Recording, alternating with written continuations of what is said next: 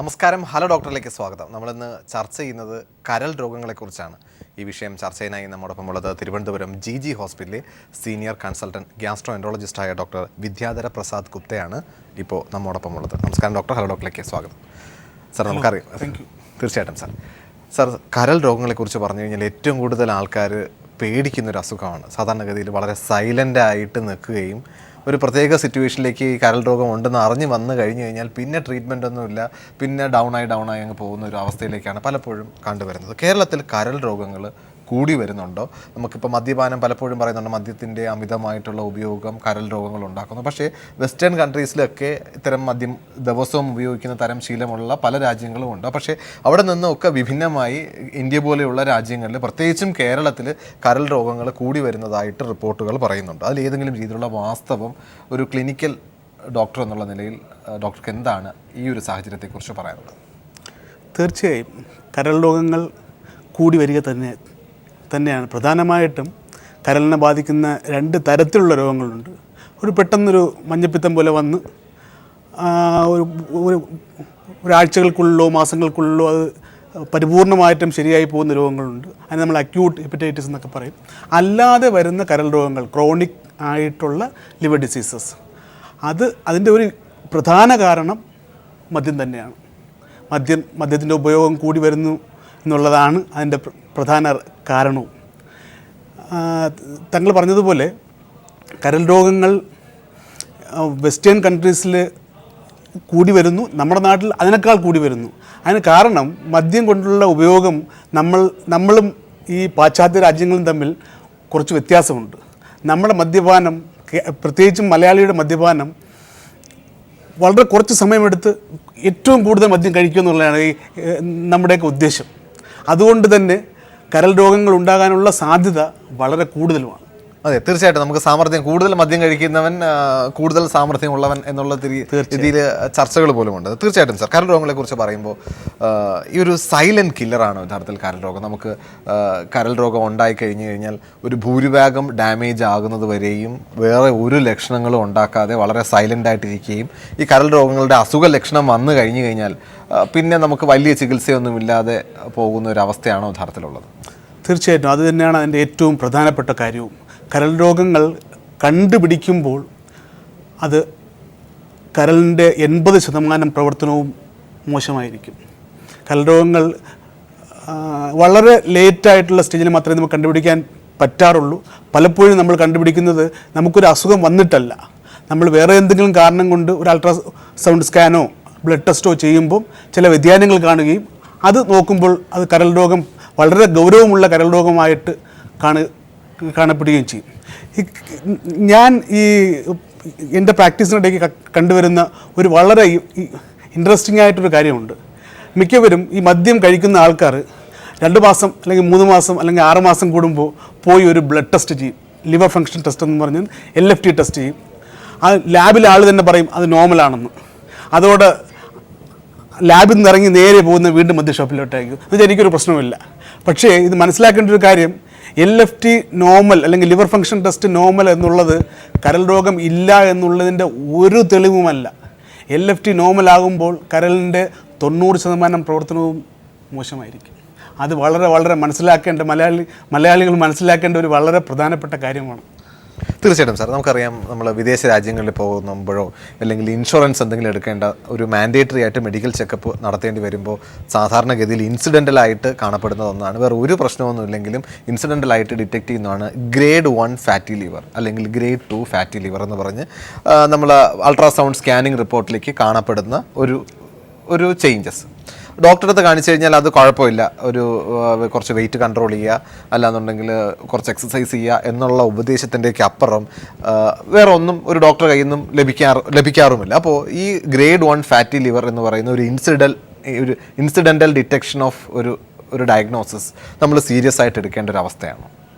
കേരളത്തിലുള്ള ഇപ്പോൾ ചില സമയത്ത് പറഞ്ഞിട്ടുണ്ട് 4 പേര് ഒരു സ്കാൻ ഒരു വിദേശത്ത് പോകാനായിട്ട് പോയി സ്കാൻ എടുത്തപ്പോൾ 4 പേർക്കും ഗ്രേഡ് 1 ഫാറ്റി ലിവർ ഉണ്ടാകുന്ന ഒരു അവസ്ഥ കാണാറുണ്ട്. അപ്പോൾ ഇത് വളരെ കോമൺ ആയിട്ടുള്ളൊരു സംഭവമാണോ, അതോ കരൾ രോഗങ്ങളുടെ ഒരു തുടക്കം എന്നുള്ള നിലയ്ക്ക് ഇത്തരം സാഹചര്യത്തിൽ നമുക്ക് കാണാൻ സാധിക്കും?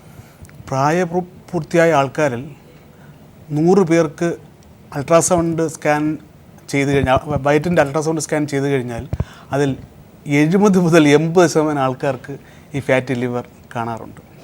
ഫാറ്റി ലിവറിൻ്റെ കാരണങ്ങൾ വളരെ പലതാണ്. അതിന് ഏറ്റവും കോമൺ ആയിട്ടുള്ള കാരണം മദ്യം തന്നെയാണ്. മദ്യം മൂലം ഉണ്ടാകുന്ന കരളിൻ്റെ അസുഖം തുടക്ക സ്റ്റേജ് എന്ന് പറയുന്നത് ഫാറ്റി ലിവറാണ്. അത് പിന്നെ കരളിൻ്റെ നീർക്കെട്ടായി മാറുകയും പിന്നെ അത് സിറോസിസായി മാറുകയും ചെയ്യുന്നു. പക്ഷേ അതേപോലെ തന്നെ ഈ ഫാറ്റി ലിവർ ഉണ്ടാക്കുന്ന ഒരു വളരെ പ്രധാനപ്പെട്ട കാരണമാണ് നമ്മുടെ അമിതവണ്ണം ഓർ ഒബിസിറ്റി എന്ന് പറയുന്നത്. നമ്മൾ കാണുന്ന ഫാറ്റി ലിവറിൻ്റെ ഒരു 50% മദ്യം കൊണ്ടാണെങ്കിൽ 50% ഈ അമിതവണ്ണം കാരണമാണ്. അത് നിയന്ത്രിക്കാൻ, താങ്കൾ പറഞ്ഞതുപോലെ തന്നെ അത് നിയന്ത്രിക്കാനുള്ള ഏറ്റവും പ്രഥമമായ മാർഗം നമ്മളെ ലൈഫ് സ്റ്റൈൽ മോഡിഫിക്കേഷൻ, അല്ലെങ്കിൽ നമ്മളെ ഡയറ്റ് കൺട്രോൾ ചെയ്യുക, വെയിറ്റ് കുറയ്ക്കുക, ഇങ്ങനെയുള്ള മാർഗങ്ങളാണ്. അപ്പോൾ അതിനകത്ത് ഈ ഫാറ്റി ലിവർ മാത്രമേ ഉള്ളൂ, അതിനകത്ത് നീർക്കെട്ടില്ല, അല്ലെങ്കിൽ ലിവർ ഫങ്ഷൻ ടെസ്റ്റുകൾ വ്യത്യാസങ്ങളൊന്നും തന്നെ ഇല്ല. ഈ ലൈഫ് സ്റ്റൈൽ മോഡിഫിക്കേഷൻ മതിയാവും അത് റിവേർട്ട് ചെയ്യുക, അത് പൂർവ്വസ്ഥിതിയിലോട്ടാകാൻ. പക്ഷേ അതിനകത്ത് നീർക്കെട്ട് വന്നു കഴിഞ്ഞു, അല്ലെങ്കിൽ ബ്ലഡ് ടെസ്റ്റുകളിൽ ഈ SGOT, SGPT എന്ന ടെസ്റ്റുകൾ വ്യത്യാസങ്ങൾ വന്നു കഴിഞ്ഞാൽ അത് നീർക്കെട്ടായി മാറുകയും ആ സ്റ്റേജിൽ നമ്മൾ ഇൻ്റർവീൻ ചെയ്തില്ലെങ്കിൽ, നമ്മളെന്തെങ്കിലും ചെയ്തില്ലെങ്കിൽ, വളരെ സീരിയസ് ആയി എന്തെങ്കിലും ചെയ്തില്ലെങ്കിൽ, ഈ മദ്യം സിറോസിസ് ഉണ്ടാക്കുന്നത് പോലെ തന്നെ അമിതവണ്ണം കൊണ്ടുള്ള ഫാറ്റി ലിവറും സിറോസിലോട്ട് മാറും. അത് വളരെ ഗൗരവമായി കാണേണ്ട ഒരു കാര്യം. സാർ, നേരത്തെ ഒരു കാര്യം പറഞ്ഞു, ഈ LFT ടെസ്റ്റ് ചെയ്യുന്നതിനെക്കുറിച്ച്. നമ്മളറിയാം, ഒരു കേരളത്തിലുള്ള ഒരു ബഹുഭൂരിപക്ഷം മദ്യപിക്കുന്ന ആൾക്കാരും അല്ലെങ്കിൽ സ്ഥിരമായിട്ട് മദ്യപിക്കുന്ന ആൾക്കാരും ഇടയ്ക്ക് കരൾ രോഗങ്ങൾ ഇല്ല എന്ന് ഉറപ്പ് വരുത്തുന്നത് എങ്ങനെയാണ്? നേരത്തെ സാർ പറഞ്ഞു LFT ഇതിനൊരു ഒരു ക്രൈറ്റീരിയ അല്ല, ഒരു ഡയഗ്നോസ്റ്റിക് ക്രൈറ്റീരിയ അല്ല എന്ന് പറഞ്ഞപ്പോൾ അൾട്രാസൗണ്ട് ചെയ്ത് കഴിഞ്ഞാൽ ഇത് അറിയാൻ സാധിക്കുമോ? നമുക്കറിയാം ഒരുപാട് രീതിയിലുള്ള ഇൻവെസ്റ്റിഗേറ്റീവ് റിപ്പോർട്ട്സുകൾ നമുക്ക് ലഭ്യമാണ്. മറ്റേതെങ്കിലും ബ്ലഡ് ടെസ്റ്റുകൾ നമ്മൾ ചെയ്ത് നോക്കിക്കഴിഞ്ഞാൽ കരൾ രോഗം ഇല്ല എന്ന് ഉറപ്പ് വരുത്താമോ? ഇല്ലെങ്കിൽ ഒരു ഡോക്ടറെ കണ്ട് പരിശോധിക്കപ്പെട്ട് കഴിഞ്ഞാൽ കരൾ രോഗം ഇല്ല എന്ന് നിർണ്ണയിക്കാൻ സാധിക്കുമോ? എന്താണ് കരൾ രോഗം നിർണ്ണയിക്കുന്നതിന് വേണ്ടിയിട്ട്, ഇല്ലെങ്കിൽ സ്ഥിരമായിട്ട് മദ്യപിക്കുന്നവരായിക്കോട്ടെ, കരൾ രോഗം സസ്പെക്റ്റ് ചെയ്യുന്നവരായിക്കോട്ടെ, അവരെന്താണ് ചെയ്യുക? വളരെ പ്രധാനപ്പെട്ടതും വളരെ വളരെ ബുദ്ധിമുട്ടുള്ളതും ആയ ഒരു ചോദ്യമാണ് ചോദിച്ചത്. കരൾ രോഗങ്ങൾ കണ്ടുപിടിക്കാൻ അതിൻ്റെ അവസാന സ്റ്റേജുകളിലാകുന്നതിന് മുമ്പ് കരൾ രോഗം ഈ വ്യക്തിക്ക് കരൾ രോഗത്തിൻ്റെ തുടക്കമാണ്, അല്ലെങ്കിൽ ഇദ്ദേഹം കരൾ രോഗം മുന്നോട്ട് പ്രോഗ്രസ് ചെയ്യാൻ സാധ്യതയുണ്ട് എന്ന് പറയാൻ സാധിക്കുന്ന ഒരു ടെസ്റ്റും ഇപ്പോൾ അവൈലബിൾ അല്ല എന്നുള്ളതാണ് സത്യം. സ്കാൻ ചെയ്ത് കഴിഞ്ഞാൽ പലപ്പോഴും ഫാറ്റി ലിവർ ഉണ്ടെന്നും ആ ഫാറ്റി ലിവറിൻ്റെ ഗ്രേഡിങ് വെച്ചിട്ട് ഫാറ്റി ലിവർ ഗ്രേഡ് 1 or 2 എന്നൊക്കെ പറയാറുണ്ട്. അത് ചിലപ്പോൾ പ്രോഗ്രസ് ചെയ്ത് സിറോസ് ആവും എന്നൊക്കെ നമുക്ക് പറയാമെങ്കിലും ഇതിനകത്ത് പ്രോഗ്രസ് ചെയ്യുന്ന ആൾക്കാർ വളരെ കുറവാണ്. പ്രോഗ്രസ് ചെയ്യുന്നവരുണ്ട്, ചെയ്യാത്തവരുണ്ട്. അപ്പോൾ അത് വെച്ച് നമുക്ക് പറയാൻ പറ്റില്ല. പിന്നെ ഇപ്പോൾ അടുത്ത കാലത്തായി അവൈലബിൾ ആയിട്ടുള്ള ഒരു ഫൈബ്രോ സ്കാൻ എന്നൊക്കെ പറഞ്ഞ ടെസ്റ്റ് ഉണ്ട്. അതിനകത്ത് നമുക്ക് ഈ ഫൈബ്രോസിസ് അല്ലെങ്കിൽ സിറോസിസ് ആവുന്നതിൻ്റെ ഏർലി സ്റ്റേജ് ഒക്കെ ഒരു പരിധി വരെ നമുക്ക് പറയാൻ പറ്റും, ഒരു പരിധി വരെ. പക്ഷേ ഈ വരുന്ന എല്ലാവരെയും പിടിച്ച് എല്ലാവരെയും കൊണ്ട് ഫൈബ്രോ സ്കാൻ ചെയ്യിക്കണമെന്നുള്ളത്, അത് ചെയ്യിക്കാൻ ഇപ്പോഴും അങ്ങനെ ഒരു റെക്കമെൻഡേഷൻ ഇല്ല. ഫൈബ്രോ സ്കാൻ എന്ന് പറയുന്നത് ഒരു 100% ഫുൾ പ്രൂഫായ ടെസ്റ്റും അല്ല. അപ്പോൾ അതുകൊണ്ട് തന്നെ ചോദ്യത്തിന് ഉത്തരം ഏർലി സ്റ്റേജിൽ കരൾ രോഗം കണ്ടുപിടിക്കാൻ മാർഗങ്ങളൊന്നും ഇല്ല എന്ന് തന്നെയാണ്. തീർച്ചയായിട്ടും. പലപ്പോഴും പല സ്ഥലങ്ങളിൽ നിന്ന് പറയുന്നുണ്ട്, ഈ ചെറുതായിട്ട് മദ്യപിക്കുന്നത് കൊണ്ട് കുഴപ്പമില്ല എന്ന് പറയുന്ന ഒരു വിഭാഗം ആൾക്കാരുണ്ട്. ഇപ്പോൾ പാശ്ചാത്യ രാജ്യങ്ങളിലൊക്കെ സ്ഥിരമായിട്ട് മദ്യപിക്കുന്നവരുണ്ട്, ചെറിയ തോതിൽ മദ്യപിക്കുന്നത് കൊണ്ട് വലിയ കേടുകൾ ഉണ്ടാക്കാറില്ല എന്ന് പറയുന്ന ഒരു വിഭാഗമുണ്ട്. പക്ഷേ കേരളത്തിലെ മദ്യപാന ശീലം അല്ലെങ്കിൽ ഒരു രീതി അനുസരിച്ചിട്ട് ചെറുതായിട്ട് മദ്യപിച്ച് കഴിഞ്ഞാൽ അല്ലെങ്കിൽ ഒരു പെഗ്ഗിൽ നിർത്തിക്കഴിഞ്ഞാൽ കുഴപ്പമില്ല എന്ന് പറയുന്നൊരവസ്ഥയുണ്ടോ? കേരളത്തിലായാലും എവിടെയായിരുന്നാലും ഒരു 10 പെഗ് വരെ ഒരാഴ്ചയിൽ അത് സ്പേസ് ചെയ്ത് ഒരു ദിവസം 10 പെഗ് എന്നുള്ളതല്ല, ഒരാഴ്ചയിൽ ഒരു ദിവസം 10 പെഗ് എന്നുള്ളത്, ഒരാഴ്ചയിൽ 10 പെഗ് വരെ കഴിച്ചു കഴിഞ്ഞാൽ ഗൗരവമുള്ള കരൾ രോഗം ഉണ്ടാകാൻ സാധ്യതയില്ല എന്ന് ഒരുപാട് പഠനങ്ങളുണ്ട്. പക്ഷേ ഇത് ആ ആഴ്ചയിൽ ഒരു 3-4 ദിവസങ്ങളിലായിട്ട് കഴിച്ചു കഴിഞ്ഞാൽ പലപ്പോഴും ഇത് ശരിയായിരിക്കും. പക്ഷേ ഒരു ദിവസമോ 2 ദിവസവുമായിട്ട് ഈ 10 പെഗ് കഴിച്ചു കഴിഞ്ഞാൽ കരളിനുണ്ടാവുന്ന ഒരു ഡാമേജ് ഉണ്ടാവും. അവിടെ ഒരു സ്കാറായി മാറും. അത് വീണ്ടും ആ സ്കാറ് വീണ്ടും വലുതാവുന്നതിൻ്റെ ഭാഗമായിട്ട് അത് ഗൗരവമുള്ള കരൾ അസുഖമായി മാറാൻ സാധ്യതയുണ്ട് ഈ 10 പെഗ് കൊണ്ട് തന്നെ ഒരാഴ്ചയിൽ. അതുകൊണ്ട് ഒരു പെഗ്ഗോ 2 പെഗ്ഗോ വെച്ച് ഒരു 3-4 ദിവസം ഒരാഴ്ചയിൽ കഴിക്കുന്നത് കൊണ്ട് ദോഷമില്ലെന്ന് വേണമെങ്കിൽ പറയാം. പക്ഷേ ഇതിനകത്തൊരു കാര്യമെന്ന് വെച്ച് കഴിഞ്ഞാൽ ഈ ജനറ്റിക് ടെൻഡൻസി, കരൾ രോഗം ഉണ്ടാകാനുള്ള ജനറ്റിക് ടെൻഡൻസി, ഇപ്പം പാരമ്പര്യമായിട്ട് ടെൻഡൻസി ഉള്ള ഒരാളാണെങ്കിൽ ഈ ഒരു എമൗണ്ട് പോലും ഒരു 8-10 വർഷം അല്ലെങ്കിൽ സ്ഥിരമായി കഴിച്ചു കഴിഞ്ഞാൽ കരൾ രോഗം ഉണ്ടാകുന്നതിന് ഒരു കാരണമായി മാറാം. അത് ഒന്ന്.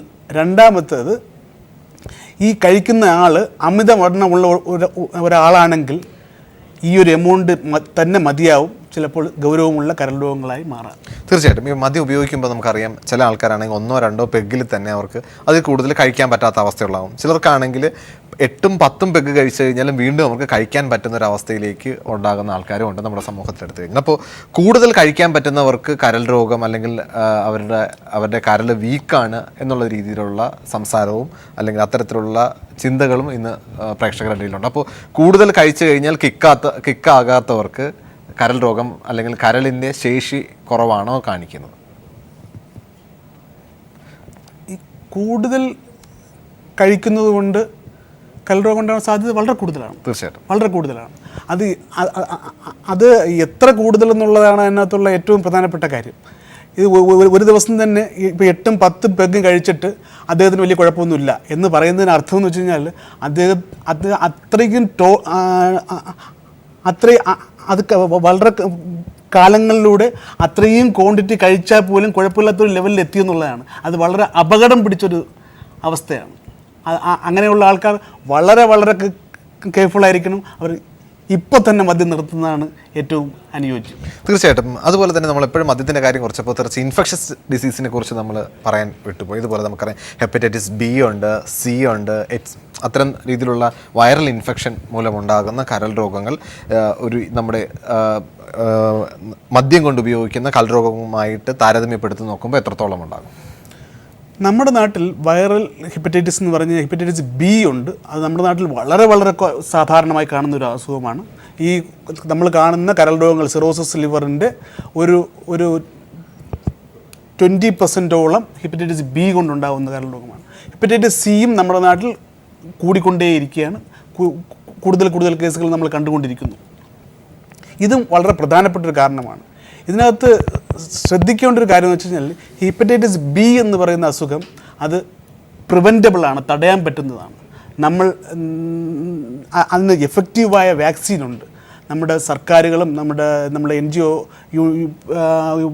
സംഘടനകളും മുൻകൈ എടുത്ത് ഈ വാക്സിൻ പ്രാവർത്തികമാക്കുന്നതിന് 90%-ലേറെ ആൾക്കാർ വാക്സിൻ എടുക്കുന്നൊരു സിറ്റുവേഷനിലോട്ട് കൊണ്ടുവരേണ്ടത് വളരെ അത്യാവശ്യമാണ്. അത് ഒന്ന്. രണ്ട്, ഹെപ്പറ്റൈറ്റിസ് സി ഇന്ന് ഈ കഴിഞ്ഞ ഒരു 4-5 വർഷങ്ങൾക്കുള്ളിൽ ഹെപ്പറ്റൈറ്റിസ് സി തികച്ചും ചികിത്സിച്ച് ഭേദമാക്കാവുന്ന ഒരു അസുഖമായി മാറിയിരിക്കുന്നു. 90% പേർക്കും എഫക്റ്റീവായ മെഡിസിൻസ് കൊടുത്ത് ഒരു കാലാവധി മുഴുവൻ കഴിച്ചു കഴിഞ്ഞാൽ ഇത് ആൾമോസ്റ്റ് ക്യൂറബിൾ ആകുന്ന ഒരു സിറ്റുവേഷനിൽ ഹെപ്പറ്റൈറ്റിസ് ബി സി വന്നിരിക്കും. അതുകൊണ്ട് തന്നെ ഈ അസുഖങ്ങൾ കണ്ടുപിടിക്കുകയും അതിൻ്റെ ഏറ്റവും ഏർലി സ്റ്റേജിൽ തന്നെ ചികിത്സിക്കാനും നമ്മൾ തയ്യാറാകണം. തീർച്ചയായിട്ടും. പലപ്പോഴും കരൾ രോഗങ്ങൾ മൂർച്ഛിച്ച് സിറോസിസിൻ്റെ അവസ്ഥയിലേക്ക് എത്തിക്കഴിഞ്ഞു കഴിഞ്ഞാൽ ഡോക്ടർമാർ നിർദ്ദേശിക്കാറുള്ളത് കരൾ മാറ്റിവെക്കലാണ് ഒരു പരിഹാരം എന്നുള്ള നിലയിൽ. ഇനി മെഡിസിൻസൊക്കെ കൊണ്ട് നമുക്ക് പറ്റില്ല, നമുക്ക് മാക്സിമം കരൾ മാറ്റി വെക്കലാണ് നെക്സ്റ്റ് ഓപ്ഷൻ എന്നുള്ള നിലയിലേക്ക് എത്തപ്പെടും. അപ്പോൾ കരൾ മാറ്റി വെക്കുന്ന ഒരവസ്ഥ ഈ സിറോസിസ് ഉണ്ടാകുന്ന പേഷ്യൻസിൽ എല്ലാവർക്കും തന്നെ ഉണ്ടാകുമോ, അതോ ഏർലി ആയിട്ടുള്ള സിറോസിസ് നമ്മൾ കണ്ടെത്തി കഴിഞ്ഞു കഴിഞ്ഞാൽ അല്ലെങ്കിൽ ഇതിൻ്റെ നമുക്കത് ഒരു പരിധി വരെയെങ്കിലും ഇതൊരു ട്രീറ്റബിൾ അസുഖമാണോ? സിറോസിസ് ലിവർ ട്രീറ്റബിൾ അസുഖം അല്ല. പക്ഷേ അതിന് 2 സ്റ്റേജസ് ഉണ്ട്. കോമ്പൻസേറ്റഡ് ആയിട്ടുള്ള സിറോസിസും ഉണ്ട്, ഒരു ഡീകോമ്പൻസേറ്റഡ് ആയിട്ടുള്ള സിറോസിസും ഉണ്ട്. ഡീകോമ്പൻസേറ്റഡ് എന്നുകൊണ്ട് ഉദ്ദേശിക്കുന്നത് ഈ കരൾ രോഗമുള്ള വ്യക്തി പെട്ടെന്ന് ഒരു ദിവസം രക്തഛർദ്ദിക്കുക. അതൊരു ഡീകോമ്പൻസേഷൻ്റെ ലക്ഷണമാണ്. അത് കാരണം എന്ന് വെച്ച് കഴിഞ്ഞാൽ നമ്മൾ അന്നനാളത്തിലോ ആമാശയത്തിലോ ഈ കരളിലോട്ടുള്ള രക്തം ഓട്ടുന്ന തടസ്സം വന്നു കഴിയുമ്പോൾ വലിയ വലിയ ഞരമ്പുകൾ വികസിച്ച് നിൽക്കുകയും അത് പൊട്ടി രക്തം ഛർദ്ദിക്കുക, അല്ലെങ്കിൽ മലത്തിൽ കൂടെ മലം കറുത്തു പോവുക. ഇത് വളരെ ഭയാനകമായ ഒരു സിറ്റുവേഷനാണ്. ഇതാണ് ഒരു സൈൻ ഓഫ് ഡീകോമ്പൻസേഷൻ. വയറ്റിൽ വെള്ളം നിറയുക, കാലിൽ നീര് കെട്ടുക, ഇത് വേറൊരു സൈനാണ്. അല്ലെങ്കിൽ ഈ ഇടയ്ക്കിടയ്ക്ക് നമ്മുടെ സ്വഭാവത്തിൽ വ്യത്യാസം വരിക, ബോധക്കേട് വരിക, കോമ സ്റ്റേറ്റിലോട്ട് പോവുക, ഇതൊക്കെയും ഡീകോമ്പൻസേറ്റഡ് സിറോസിസ് ലിവറിൻ്റെ ലക്ഷണങ്ങളാണ്. ഒരു ഡീകോമ്പൻസേഷൻ വന്നു കഴിഞ്ഞാൽ പിന്നെ മരുന്നുകൾ കൊണ്ട് നമുക്ക് ഈ പറയുന്ന പ്രശ്നങ്ങൾ ഒരു പരിധിവരെ കൺട്രോളാക്കി നിർത്താമെങ്കിലും അത് സമയം കഴിയുന്തോറും അസുഖം പ്രോഗ്രസ് ചെയ്തുകൊണ്ടിരിക്കും.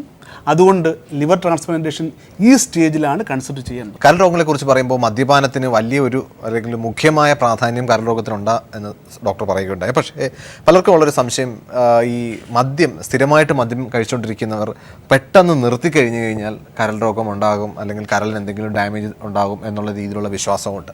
അതിലേതെങ്കിലും രീതിയിലുള്ള വാസ്തവമുണ്ട്? മദ്യം നിർത്തുന്നത് കൊണ്ട് കരൾ രോഗം ഉണ്ടാകുന്നില്ല. മദ്യം ഈ വളരെ വർഷങ്ങൾ 10 മുതൽ 15 വർഷം വരെ സ്ഥിരമായി മദ്യപിച്ചുകൊണ്ടിരുന്ന ഒരാൾ മദ്യം നിർത്തിയിട്ടായിരിക്കും ടെസ്റ്റുകളൊക്കെ ചെയ്യാൻ പോകുന്നത്. ആ സമയത്ത് കണ്ടുപിടിക്കുന്നു. അപ്പോൾ അതുകൊണ്ട് മദ്യം നിർത്തുന്നത് കൊണ്ടാണ് കരൾ രോഗം ഉണ്ടാകുന്നു എന്നൊരിക്കലും പറയാൻ പറ്റില്ല. അങ്ങനെയുള്ള പഠനങ്ങളുമില്ല.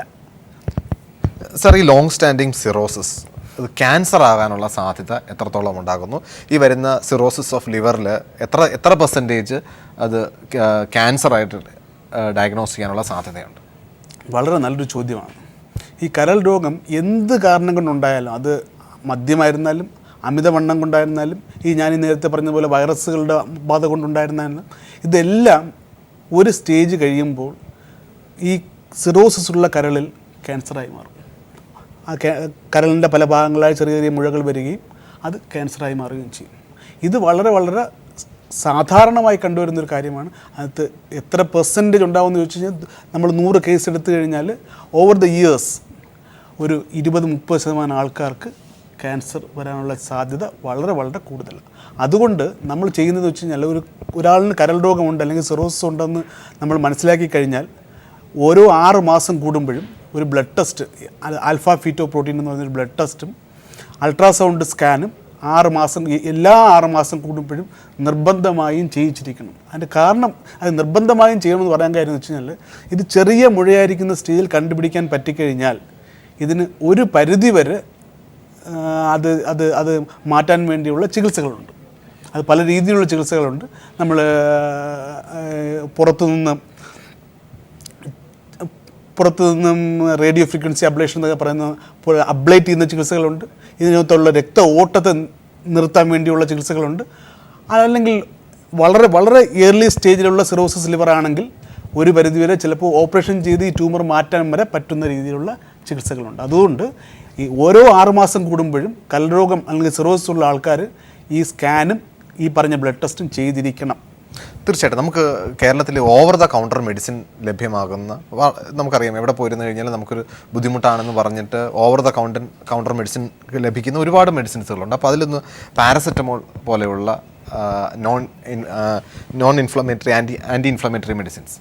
അപ്പോൾ ഇത്തരം മെഡിസിൻസ് കരൾ രോഗമുള്ള ആൾക്കാർ ലിമിറ്റ് ചെയ്യേണ്ട ആവശ്യമുണ്ടോ? ചിലപ്പോൾ ചെറിയൊരു നടുവേദനയോ ചെറിയ തലവേദനയോ ഒക്കെ എന്തെങ്കിലും ചെറിയൊരു ബുദ്ധിമുട്ടുണ്ടെങ്കിൽ അല്ലെങ്കിൽ പനിയൊക്കെ ഉണ്ടെങ്കിൽ സാധാരണഗതിയിൽ കഴിക്കുന്നതാണ്, ഒരു ഡോക്ടറുടെ നിർദ്ദേശമില്ലാതെ കഴിക്കുന്നതാണ് ഇത്തരം മെഡിസിൻ, ചില വേദന സംഹാരികൾ. അപ്പോൾ ഇതൊക്കെ കരൾ രോഗം അല്ലെങ്കിൽ കരൾ രോഗം ഉള്ള ആൾക്കാർ അല്ലെങ്കിൽ സസ്പെക്റ്റ് ചെയ്യുന്ന ആൾക്കാർ ലിമിറ്റ് ചെയ്യേണ്ടതോ അല്ലെങ്കിൽ ഡോക്ടറുടെ നിർദ്ദേശപ്രകാരം മാത്രമേ ഉപയോഗിക്കേണ്ട ഒരു സ്ഥിതിയുണ്ടോ?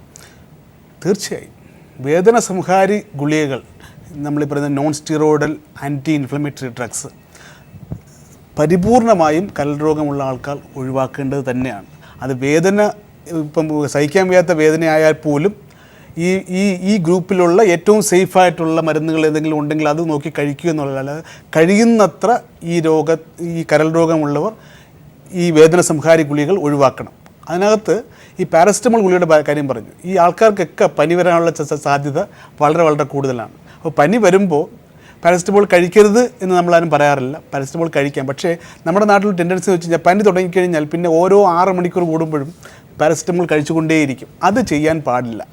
ഒരു 500 മില്ലിഗ്രാമിൻ്റെ പാരസെറ്റമോൾ ഗുളിക ഒരു പ്രായപൂർത്തിയായ ഒരാളിന് പനി ഉള്ള സമയത്ത് അല്ലെങ്കിൽ പനി വരാൻ തോന്നുന്ന സമയത്ത് കഴിക്കാം. SOS ആയിട്ട് മാത്രം. തീർച്ചയായിട്ടും ഡോക്ടർ തിരക്കേറിയ സമയം പീപ്പിൾ ടിവിയോട് സഹകരിക്കുകയും നമ്മുടെ പ്രേക്ഷകർക്ക് വേണ്ടിയിട്ട് കരൾ രോഗങ്ങൾ എന്നുള്ളൊരു വിഷയത്തെക്കുറിച്ച് വളരെ ലളിതമായി തന്നെ പറഞ്ഞു തന്നതിൽ ഇനിയൊരു അവസരത്തിൽ തീർച്ചയായിട്ടും വീണ്ടും കാണാം. ഇനി നിങ്ങൾ അഭിപ്രായങ്ങളും നിർദ്ദേശവും ഞങ്ങൾ എഴുതി അറിയിക്കാൻ മറക്കരുത്. അറിയിക്കേണ്ട വിലാസം hello doctor people Malayalam communications limited, കാലി ടവേഴ്സ്, പാളയം, തിരുവനന്തപുരം 34. നിങ്ങൾക്ക് ഇമെയിൽ ചെയ്യാം hello@peopletv.in എന്ന വിലാസത്തിലും. പുതിയൊരു വിഷയമായി നാളെ വീണ്ടും കാണാം. നന്ദി, നമസ്കാരം. നന്ദി.